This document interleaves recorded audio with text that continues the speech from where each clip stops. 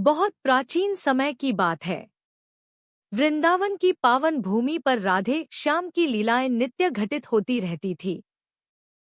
यमुना जी का शांत तट उस अलौकिक प्रेम का साक्षी था जिसे न शब्द बांध सकते हैं और न ही बुद्धि समझ सकती है। एक प्रातःकाल यमुना जी अपनी मधुर लहरों के साथ बह रही थी। उस पार नंदगांव की ओर श्री कृष्ण खड़े थे, मुस्कराते हुए, प्रतीक्षा में। इधर वृंदावन की ओर एक साधारण सी ग्वालिन खड़ी थी। न उसके पास आभूषण थे, न वैभव, न शास्त्रों का ज्ञान, बस उसके हृदय में राधे श्याम के प्रति अटूट प्रेम और पूर्ण विश्वास था। उसे श्याम से मिलने जाना था, पर न नाव थी, न कोई सहारा। यमुना का प्रवाह भी तेज था।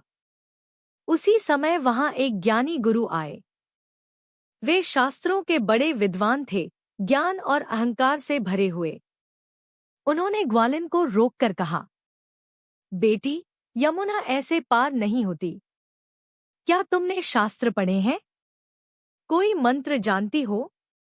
ग्वालिन मुस्करा दी। उसकी मुस्कान में न तर्क था, न वाद विवाद, बस विश्वास था। उसने आंखें मूंद ली और प्रेम से बोली, हे राधे श्याम, यदि मेरा मन तुम्हारे सिवा कहीं नहीं गया तो यमुना मुझे मार्ग दे। यह कहते ही उसने यमुना के जल पर चरण रख दिया। पानी कांप उठा, लहरें थम गईं और जल पत्थर सा स्थिर हो गया। ग्वालिन शांति से जल पर चलती हुई यमुना पार करने लगी। यह दृश्य देखकर गुरु स्तब्ध रह गए। उनका ज्ञान, उनके शास्त्र, सब मौन हो गए। गुरु ने सोचा, यदि यह साधारण ग्वालिन पार हो सकती है तो मैं क्यों नहीं। उन्होंने भी आगे बढ़कर चरण रखा, पर अगले ही क्षण यमुना ने उन्हें डुबो दिया। भयभीत होकर वे पुकार उठे, मुझे बचाओ। ग्वालिन ने पीछे मुड़कर शांत स्वर में कहा, मैं नहीं, पहले अपना आह छोड़ो।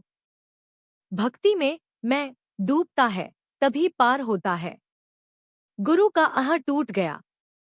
वे रो पड़े और हाथ जोड़कर बोले, आज मुझे समझ आया कि भक्ति पढ़ाई नहीं जाती, जी जाती है।